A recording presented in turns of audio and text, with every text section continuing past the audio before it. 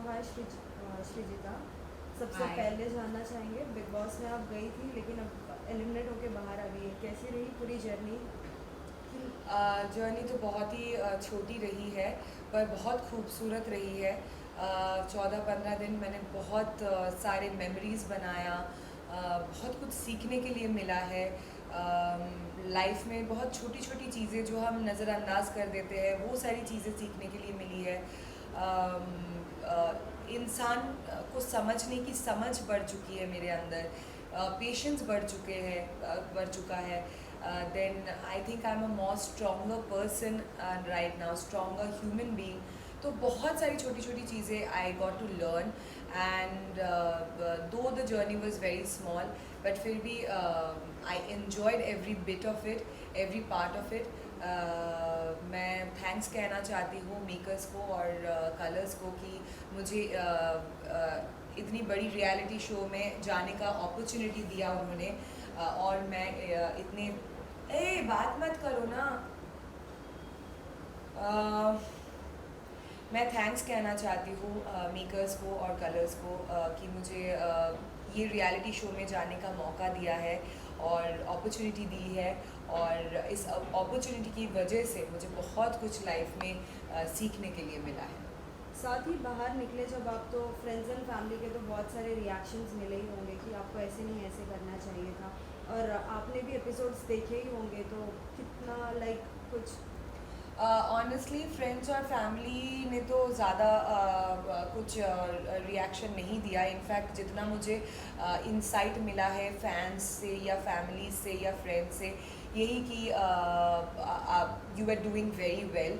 आप अच्छा खेल खेल रही थी। आप स्ट्रॉन्ग थी। पर जो मुझे एपिसोड्स देख के मुझे लगा कि मुझे और ज़्यादा एग्रेसिव खेलना चाहिए था, क्योंकि कहीं कहीं पे मैं काफ़ी काम थी। कहीं कहीं पे मैंने सिचुएशन को मैच्योरिटी के साथ हैंडल किया है, जो ज़रूरत नहीं था। शायद मुझे और ज़्यादा एग्रेसिवली खेलना चाहिए था। साथ ही बिग बॉस के घर में हम देख रहे थे कि बहुत टाइम से सभी कंटेस्टेंट्स जो थे एक अलग अलग ग्रुप्स में दिख रहे थे, कहीं एक जगह एक अलग ग्रुप बनी है तो एक जगह एक अलग ग्रुप बनी है। तो क्या लगता है, एक ग्रुप में खेलने की वजह से लोग अपना खुद का गेम खेलना भूल जाते हैं, ऐसे आपको लगा है? ऐसा बिल्कुल होता है, क्योंकि आप वहाँ पे इंडिविजुअल खेलने गए हो, आप ग्रुपिज्म करने नहीं गए हो। पर जो ग्रुप की बात आप कर रहे हो, I think it is also about कि आप अगर एक साथ एक घर में रहते हो, तो आपका कनेक्शन कुछ कुछ लोगों से ज़्यादा बैठता है और कुछ कुछ लोगों से आपका कनेक्शन उतना नहीं बैठता है। तो जिन जिन लोगों से आपका कनेक्शन बैठता है, फिर आप उन्हीं के साथ घुलने मिलने लग जाते हो। कहीं ना कहीं जहाँ पे मुझे लगा मेरा गेम भी थोड़ा सा गलत गया था, जब मैं वैसे किसी ग्रुप का पार्ट नहीं थी, मैं ऑलमोस्ट सबसे ही बात करती थी। पर कहीं ना कहीं मेरा गेम थोड़ा सा गलत गया है फ्रॉम द 10th और 11th डे, जब से मैं ज़्यादा निमृत और गौतम और सौंदर्य के साथ हैंग आउट कर रही थी। क्योंकि मेरा बहुत ज़्यादा एनर्जी सौंदर्य और गौतम के रिलेशनशिप को सॉल्व करने में निकल जा रहा था, जो इनफैक्ट निमृत का भी हो रहा था।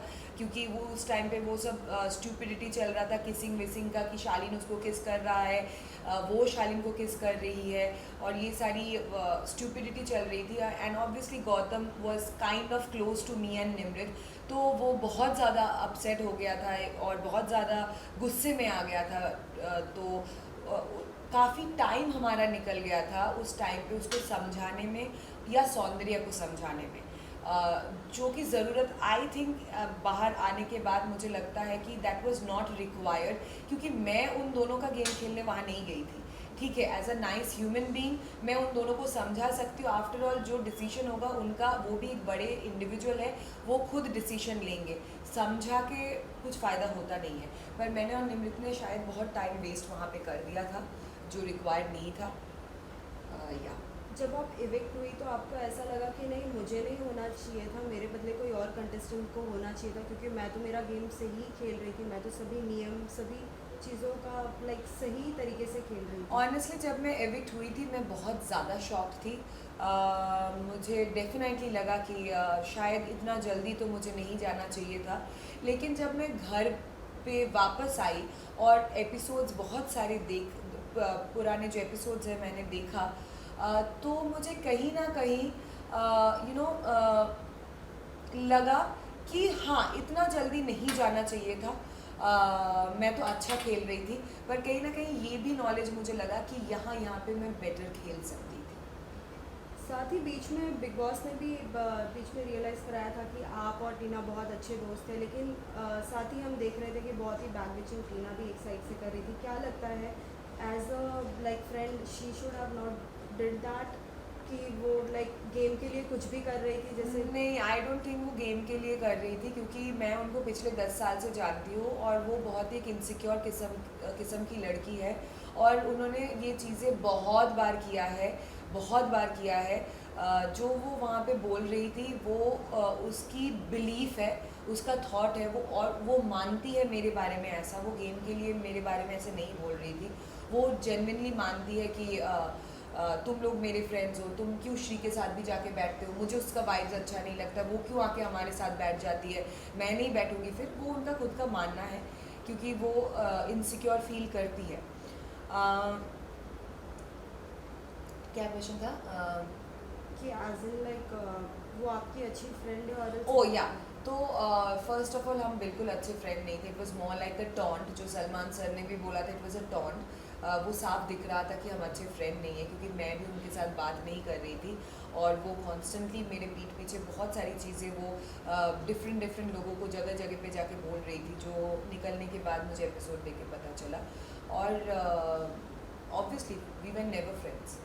साथ ही बिग बॉस के घर के बाहर निकलने के बाद लाइक सही ऐसी बात है कि पूरा रूटीन चेंज हो जाता है, तो कितना सबसे ज़्यादा मिस किया है कोई ऐसा कंटेस्टेंट जिसके साथ हमेशा से डेली लाइक बहुत अच्छा बॉन्ड था?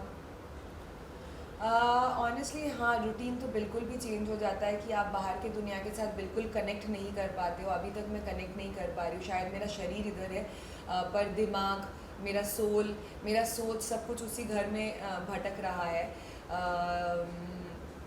और मैं ऐसा किसी एक को ऐसा कुछ नहीं कि मैं मिस कर रही हूँ, मैं बहुत लोगों को मिस कर रही हूँ।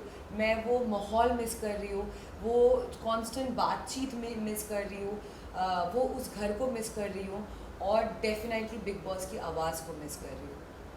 साथ ही हमने देखा कि बीच में आपकी बहुत लोगों के साथ थोड़ी बॉन्डिंग थोड़ी वैसी हो गई थी, जैसे किचन एरिया में गौरी के साथ कुछ चीज़ें हो रही थी जिस पे आपने भी कुछ कहा और गौरी ने भी कुछ कहा। क्या लगा कि किसकी गलतियाँ थी और किसे उसमें लाइक सुधार रखना चाहिए था? देखिए, गलतियाँ तो मतलब मेरे हिसाब से ऑब्वियसली वो गलत थी, उनके हिसाब से मैं गलत थी। मेरा सिर्फ यही कहने का पॉइंट था उस टाइम पे कि बी लिटिल सेंसिबल। जो मैं एक्सपेक्ट कर रही थी कि गौरी थोड़ी सी सेंसिबिलिटी दिखा देती तो बेटर रहता, क्योंकि उन्होंने अपना खाना खा लिया, पर बाकी लोगों को भी भूख लगती है, उनके बारे में भी सोचना चाहिए। अगर आप एक घर में साथ में रह रहे हो तो सिर्फ अपने बारे में आप नहीं सोच सकते हो, आपको बाकी लोगों के बारे में भी सोचना ज़रूरी है। दूसरी बात, जो जेस्चर उन्होंने किया था वो बहुत ही अश्लील था, एटलीस्ट फॉर मी, क्योंकि मैंने ज़िंदगी में वैसा जेस्चर कभी नहीं देखा था किसी को भी करते हुए। उसका मीनिंग एग्जैक्टली क्या है वो भी मुझे अभी तक समझ में नहीं आया। दर्शकों को शायद उनके पीछे वाला एंगल से दिखाया गया है, पर हमने वो जेस्चर सामने से देखा था, और उन्होंने बहुत ही अश्लील जेस्चर किया जो हमारे कल्चर को सूट नहीं करता है, because India has a very rich culture, और ये एक बहुत ही डिग्निफाइड बड़ा शो है, बड़ा रियलिटी शो है, करोड़ों लोग इसको देख रहे हैं, और मुझे नहीं लगता है कि ऐसे शो में आपको ऐसा कोई जेस्चर करना चाहिए। और बात इतनी बड़ी भी नहीं थी कि इस बात से आपको इतना गुस्सा आ गया कि आप इतना गंदा एक जेस्चर करोगे। हाँ, पर मैंने जब एपिसोड देखा, मैं ऑडियंस को यही कहना चाहूँगी कि मैं बिल्कुल भी क्लासिस्ट या एलिटिस्ट नहीं हूँ, जो बहुत लोगों ने मेरे बारे में सोचा। मैं खुद भी एक छोटे शहर से आती हूँ, बहुत ही मिडिल क्लास बेसिक फैमिली से आती हूँ, and I love basic. I am a very humble person, और मुझे बेसिक चीज़ें बहुत पसंद है, सादी देसी चीज़ें। आई एम वेरी देसी इन शॉर्ट। मैंने जो स्टैंडर्डलेस ये चीज़ जो बोला था, जो इतना ज़्यादा हाईलाइट हुआ था, वो उस मैनर के बारे में बोला था, उस जेस्चर के बारे में बोला था कि this is not my standard. मैं उस स्टैंडर्ड की जेस्चर कभी कर ही नहीं सकती हूँ। मैंने पर्टिकुलरली उस सिचुएशन को रेफ़र किया था कि एक छोटी सी बात पे आप इतना गंदा एक जेस्चर कर रहे हो, अश्लील जेस्चर कर रहे हो, दैट इज़ स्टैंडर्डलेस। नॉट कि आपके बैकग्राउंड क्या है, आप कहाँ से आते हो, वो मेरी मेंटालिटी नहीं है, क्योंकि मैं खुद भी बहुत बेसिक और देसी हूँ। या दैट्स ऑल। एंड अगर मैंने किसी का सेंटिमेंट कुछ हर्ट किया हो, then I am really very sorry. But मैं वापस से बोलना चाहती हूँ, मैंने उस सिचुएशन को, उस सर्कमस्टेंस को, उस झगड़े को मीन किया था, उस जेस्चर को मीन किया था। साथ ही हमने देखा हाल ही में सुम्बुल के डैड भी आए थे, उसे कहीं ना कहीं वो समझाने की कोशिश कर रहे थे, एक इंडिकेशन देने की कोशिश कर रहे थे। जो ग्रुप होता है वो कहीं ना कहीं आपका यूज़ करता है, लेकिन वो समझ नहीं पा रही थी। आपको क्या लगता है कि और भी कितने लोग हैं इसमें जो अभी भी एक ग्रुप के चक्कर में फंसे ही जा रहे हैं और खुद का गेम खेल नहीं पा रहे?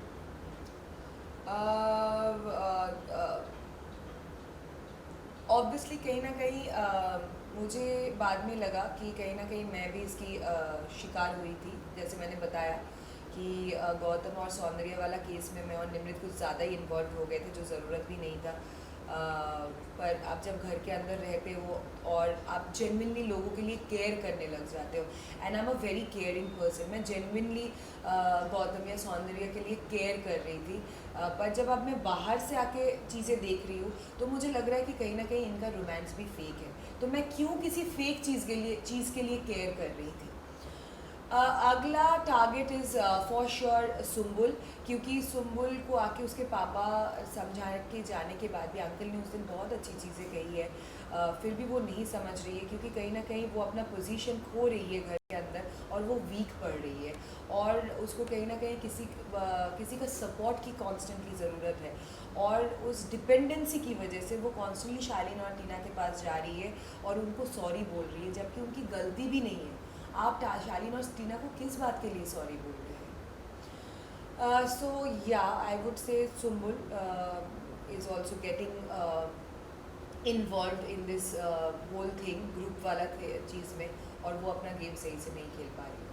साथ ही ये भी जानना चाहेंगे, हाल ही में लाइक शालीन ने भी कहा था कि जो मेरी वाइफ है वो मेरी बहुत ही अच्छी फ्रेंड है, लेकिन उसके बाद ही बाहर बहुत सारे लाइक रिएक्शंस आए, आपने भी पढ़े होंगे, आपने भी देखे होंगे। क्या लगता है जो वो कहते हैं वो सच होता है, या फिर वो एक झूठी गेम, एक झूठा फेस लाइक? नहीं, शालीन का मुझे डेफिनेटली डे वन से ही ऐसा लगता है, और बहुत जगह पे भी शायद मैंने ये कहा है that I don't like Shalin because he is extremely fake. वो बहुत ही एक फेक इंसान है। वो कॉन्स्टेंटली कोशिश करते हैं कि अपने बारे में एक फेक इमेज क्रिएट करने के लिए, और वो अपने बारे में एब्सोल्युटली फेक चीज़ें सोचते हैं। वो मतलब अपने बारे में सोचते हैं कि वो सातवीं आसमान में रहते हैं, like all about air, and he is living in a bubble. और वो मैंने पहले भी बोला है कि बबल का क्या होता है ना, कि ज़मीन के ऊपर तो रहते हैं पर बहुत ही जल्दी फट भी जाता है। तो ही इज़ वेरी फेक। और मुझे उनके पर्सनल उस स्पेस पे मैं कमेंट नहीं करना चाहती हूँ कि उनकी वाइफ के साथ उनका क्या रिलेशन है क्या नहीं है, क्योंकि मैंने कभी नहीं देखा है उन दोनों को। But about the show, in the show मैंने जितना शालीन को देखा और समझा है, he is extremely fake. He is constantly trying to portray an absolutely fake image about him towards the audience. साथ ही बीच में जब सलमान सर आए थे अंदर, like dinner party and all हुई थी, उसमें कहीं ना कहीं शालीन भी खुल के बोल दिया था, शालीन ने भी, कि अगर मुझे अगर बिग बॉस का अगर पूरा का पूरा as an like Salman sir के जगह पे आने मिले तो मैं तो आने के लिए रेडी हूँ। लेकिन इस पर बहुत सारे लोगों के कमेंट्स और रिएक्शन आए थे, आप सभी के रिएक्शंस क्या थे? हमारे रिएक्शन भी ये था कि भाई मतलब आपने मतलब उस पे रहो, सलमान खान बनने की कोशिश ना करो, क्योंकि दीज आर लेजेंड्स, राइट? वो लोग लेजेंड्स है, और अगर वो आज एंकरिंग कर रहे हैं तो वो 15 या 16 सालों से कर रहे हैं, और वो डेफिनेटली बहुत अच्छे कर रहे हैं। सिर्फ आप, जैसे मैंने बोला, वो फेक इमेज और फेक वजह से, क्योंकि मैं अपने आप के बारे में इतना ऊंचा सोचता हूँ या सोचती हूँ कि मैं अपने आप को सलमान खान की जगह पे देख रही हूँ। बहुत ज़रूरत है कि आपके आंखें खुल जाए और आप उस जगह पे कभी नहीं पहुँच सकते हैं। He is a legend. तो please try to be more respectful towards this kind of people. मुझे लगता है कि उनके अंदर इसकी भी कमी है, रिस्पेक्ट दिखाने की भी कमी है। जिस तरीके से उन्होंने डॉक्टर के साथ बात किया या जिस तरीके से वो ये सब बोल जाते हैं, he needs to learn morals and how to respect people. साथ ही फर्स्ट डे से हमने देखा था कि अर्चना और निमृत के बीच में बहुत सारे क्लैशेस हो ही रहे थे। कहीं ना कहीं लोग ये भी कहते थे कि अर्चना तुम्हारी आवाज़ बहुत लगती है और जब भी तुम बोलती हो कोई मुद्दे पे नहीं बोलती हो, सिर्फ तुम दिखने के लिए बोलती हो। आपको क्या लगता है वाकई अर्चना ऐसी है? नहीं, एक्चुअली मुझे भी इनिशियली ऐसा लगा था, बट वो बहुत ही फ़नी लड़की है, फुल ऑन एंटरटेनमेंट है। अभी अगर वो दिखने के लिए भी कर रही है तो भी सही, क्योंकि वो एंटरटेन कर रही है लोगों को, राइट। और शो हम क्यों देखते हैं? एंटरटेनमेंट के लिए आफ्टर ऑल। तो वो अगर दिखने के लिए भी कॉन्स्टेंटली कैमरा के साथ बात करती है या दिखने के लिए भी वो कॉन्स्टेंटली बिग बॉस से बात करती है, so there is not a problem in that, क्योंकि सभी वहाँ पे दिखने के लिए ही चीज़ें कर रही है। एटलीस्ट वो लोगों को हंसा तो रही है। साथ ही श्रीजिता ये भी पूछना चाहेंगे कि अगर जिस तरीके से एवरी ईयर हम बिग बॉस में देखते हैं, कोई ना कोई एक कंटेस्टेंट ऐसा होता है जो सभी को अपने साथ लेके चलना चाहता है कि अगर तू उससे बात करेगा तो मैं तुझसे नहीं बात करूँगी। एज अ बिग बॉस की दादी या दादा, जो भी हम बोल सकते हैं, आपको क्या लगता है कौन है वो? टीना, क्योंकि ऑब्वियसली मैंने देखा है शालीन और गौतम और निमृत को कॉन्स्टेंटली वो ब्रेन वॉश कर रही थी। तू अगर श्रीजिता के साथ बैठी तो मैं नहीं बैठूंगी, तुम लोग क्यों श्रीजिता की टीम में जा रहे हो, तुम लोग क्यों श्रीजिता से बात कर रहे हो। तो कॉन्स्टेंटली वो ये चीज़ इन दोनों को मैनिपुलेट करने की कोशिश करती रही। अगर आपको फिर से जाने का मौका मिलता है, जिस तरीके से हम देख रहे हैं कि एवरी स्टोरी पे आ रहा है कि निमृत अगर आप फिर से जाओगी, क्या आप देखना चाहते हैं, सॉरी निमृत बोल, श्रीजिता को अगर आप फिर से देखना चाहते हैं या नहीं, सो अगर आप जाती हो घर में तो क्या कुछ धमाल करोगी और किसको अपना फेस दिखाना चाहती हो जो अब तक आपने नहीं दिखाया? ऑब्वियसली अगर मुझे वापस से जाने का मौका मिले, अगर मैं वापस से जा सकती हूँ, मतलब अगर मुझे वापस से जाने का मौका मिले तो डेफिनेटली मुझे थोड़ा और अग्रेसिव खेलना चाहिए, और लाइक इट्स ओके, मेरा नेचर केयरिंग है, पर सब लोग ना ये केयर डिज़र्व नहीं करते उस घर के अंदर। तो मुझे सोच समझ के अपना प्यार और केयर लोगों को दिखाना चाहिए।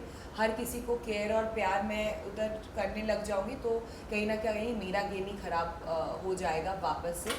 तो अगर मुझे चांस मिले कि मैं वापस से जाऊं तो सबसे पहले my first target would be Tina, क्योंकि उन्होंने बहुत सारी बातें जो मेरे बारे में कही है which is not at all acceptable. और अब जब मुझे मौका मिल रहा है ये सब कुछ मेरे पीठ पीछे उसने जितना कुछ भी बोला है देखने का, तो डेफिनेटली मेरा खून खौल रहा है और किसी का भी खौलता। और या I want to be more aggressive, और दोस्ती यारी से थोड़ा बच के रहे। लास्टली सभी फैंस के लिए क्या मैसेज देना चाहोगे जो आपके लिए कुछ अच्छा भी सोच रहे हैं, और कुछ लोगों ने अगर कुछ कमेंट्स अगर सोचा है और गलत लगा हो उन सभी के लिए? मैं यही कहना चाहती हूँ कि thank you so much for your love and support and your vote. Thank you, I really mean it. और जैसे कि मैंने बोला है पहले भी, मैंने क्लियर किया है कि शो के दौरान अगर मैंने किसी का भी किसी तरीके से भी अनजाने में इमोशंस हर्ट किया हो, या किसी को मेरा कोई जेस्चर अगर बुरा लगा हो, then I am very very sorry about it, क्योंकि मेरा ऐसा बिल्कुल भी इंटेंशन नहीं था।